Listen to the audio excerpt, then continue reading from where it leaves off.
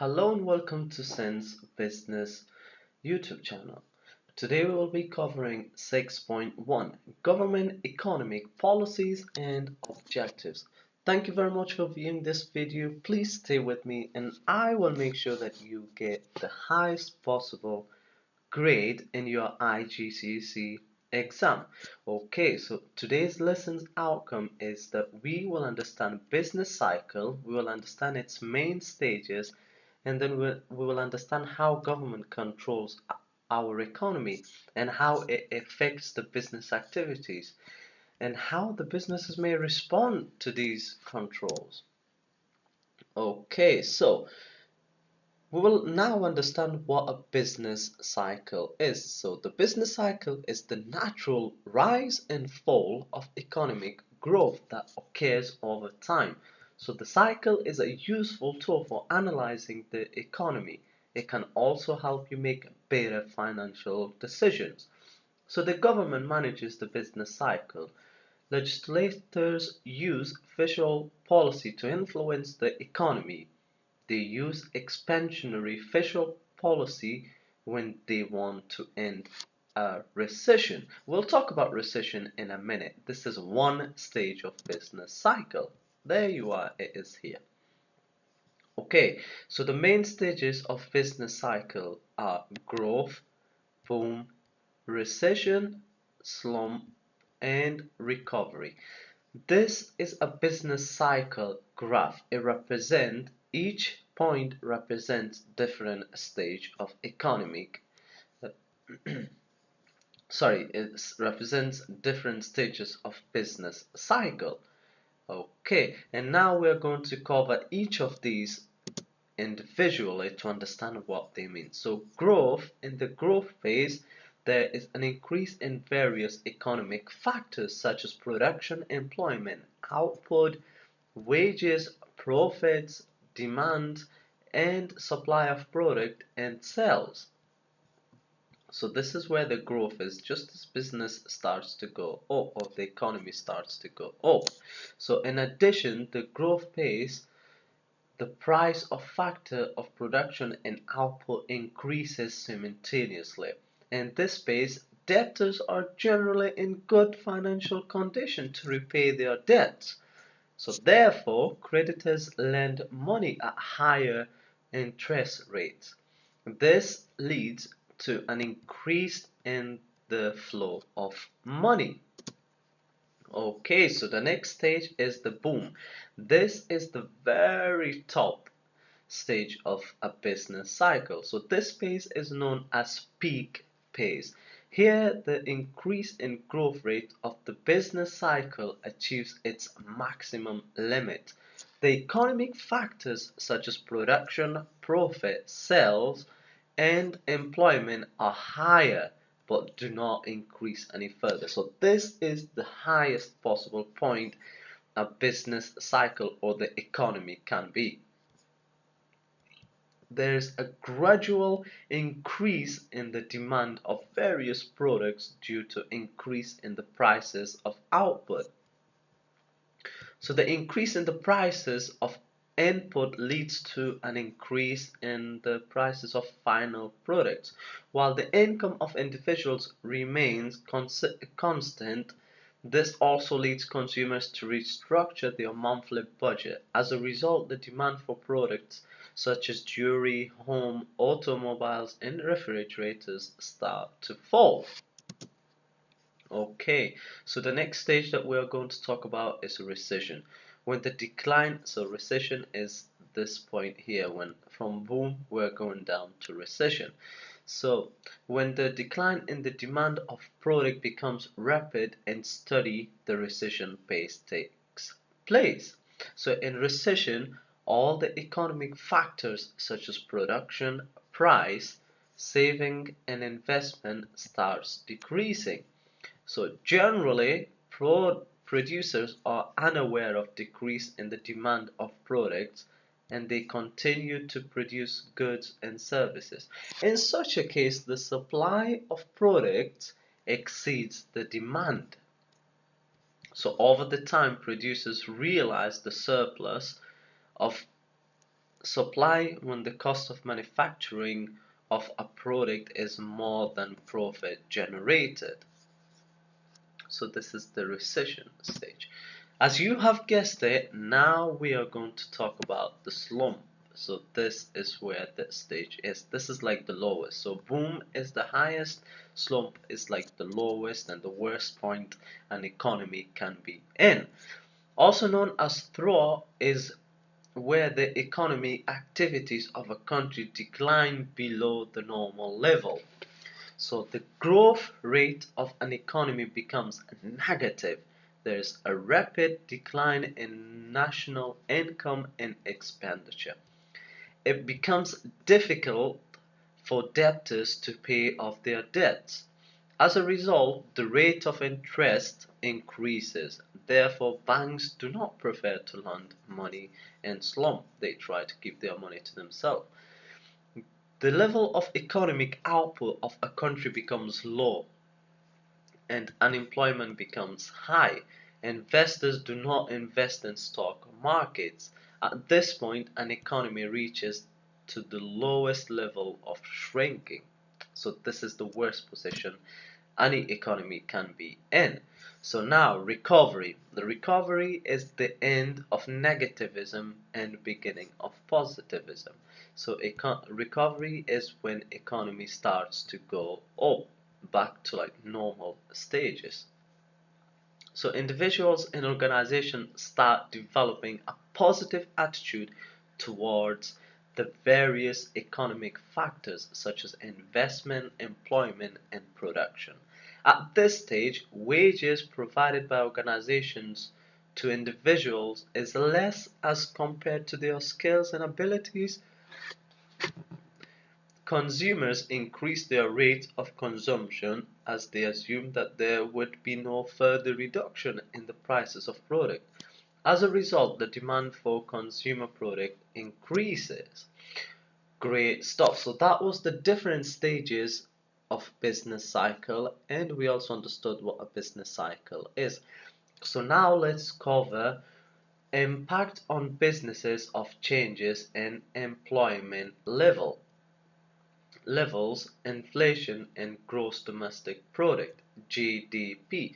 But before I cover this, I want you to go and check out www.sensebusiness.co.uk at the end of this video. This website is full of useful topics on business. You will love it. There are so many helpful articles that you will business becomes so easy for you. As the website, the name says Sense Business. I literally make sense of business in this website. Okay, that's enough about this website. Let's get back to the lesson. So inflation. Inflation is the increase in average prices of goods and services over time. So maintaining a low inflation will help the economy to develop and grow better. So that's what inflation is. So a low inflation is better. So high inflation results in cost of living will have risen and people's income stay the same, resulting in buying lesser goods and services. So the purchasing power will fall. So that's because of the high inflation. So prices of domestic goods will rise. As opposed to foreign goods in the market, the country's exports will become less competitive in the international market. So domestic workers may lose their jobs if their products and firms don't do well. So when prices rise, demand will fall and cost of production will rise, causing profits to fall. Businesses will be unwilling to expand and produce more in the future. So the living standards, quality of life in the country may fall when cost of living is high. So this is all because of high inflation. So this is why it's important to maintain a low inflation. Okay, so what is low employment? Unemployment exists when people who are willing and able to work cannot find a job. That's what unemployment means. And high So the lower your unemployment is, the better it is for the economy. So now what happens if there is high unemployment? So high unemployment will result in unemployed people do not produce anything, and so the total output GDP in the country will fall. This will in turn lead to fall in economic growth. So the economy will not grow if the employment level is really high in a country. And unemployed people receive no income. This results in inequality rise in the economy, and living standards will fall, because if you don't have money, you're not gonna live the best life. So the living standards will fall. It also means that the businesses will face low demand due to low incomes. So if nobody has any money, nobody's earning any money, it is very likely that they will not go buy anything. So the demand will fall in for the products and businesses. So the government pays out unemployment benefits to the unemployed, and this will rise during high unemployment. And government will not have enough money left over to spend on other services like education and health. So if the employment is really high in a country, for example the UK, and here in the UK we have a benefit system where if somebody cannot find a job or is unemployed, you'll get an allowance each week, let's say £60. And if everybody's out of job, the government will have to pay that £60 to everybody so they can afford living, and that results in there's not money left for education and health, transport, and so on. So that is the problem of high unemployment. So economic growth occurs when a country's gross domestic product GDP increases. So you need to remember that. So economic growth occurs when a country's gross domestic product GDP increases. For example, more goods and services are produced than in the previous year. This will increase countries' incomes and achieve greater living standards. So now, can how the government can influence the economic conditions in a country? So they can do this by two things: fiscal policy and monetary policy. So fiscal policy is using taxes and government spending to influence demand condition in the country, and monetary policy is using interest rates as well as money supply and exchange rate to influence the demand condition in the economy. So fiscal policies are government spending. So government can change their spending on education, health, defense, law, transport, and communications infrastructure to influence demand. So higher spending on these services can boost demand in the economy as jobs and GDP increases. Reducing government spending will reduce demand. So you need to remember that. When income tax rises, there is little disposable income to spend on goods and services. Firms will face lower demand and sales will cut production, so increasing unemployment. Lower lower income taxes will encourage more spending in those higher production. So these are your official policies that the government can bring in place and has effect on the businesses and on the economy. So corporation tax is paid on companies' profit. When the corporation tax rate is increased, businesses will have lower profit left over to put back into the business and will find it hard to expand and produce more. It will also cause shareholders and owners to receive lower dividends returns for their investment. This will encourage people from investing in businesses, and economic growth could slow down. Reducing corporation tax will encourage more production and investment. So do you see what a government can do? So if they increase it, then it has an effect on businesses, and if they decrease it, it also has an effect on the businesses. So how does government spending affect businesses? The level of government spending has many direct and indirect effects on all businesses. So increased government spending may mean higher taxes because the government get their money from the taxes. So if they are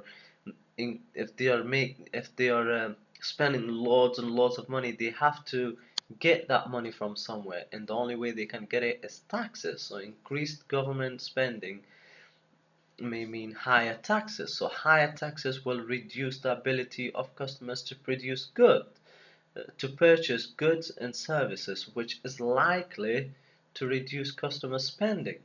This will result in businesses not making any sales or making profit because no one has money to buy the products due to higher taxes. When business is not making profit, it is likely they will go bankrupt. This is bad for the economy. So do you see how the government spending affects businesses? So now let's cover monetary policy. So higher interest rates. So if government introduces higher interest rates, so this discourages borrowing as people will have to pay more interest on to the bank. So people will stop borrowing money from the banks. So encourage saving. People will get more interest from savings when interest rates are high. So everybody that has money will try and save as much money as they can to get better interests on their savings. So investing and spending will fall respectfully. Only lower interest rate will increase demand. So you need to remember that.